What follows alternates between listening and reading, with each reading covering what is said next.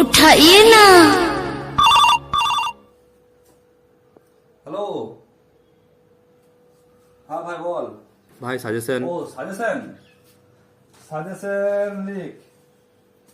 মুঘল সাম্রাজ্যের পতনের কারণ। হ্যাঁ ভাই হয়েছে, তারপর বল ভাই। তারপর লিখ পানিপথের প্রথম যুদ্ধ কাদের মধ্যে হয়েছিল। হ্যাঁ ভাই লিখেছি, তারপর বল। হ্যাঁ,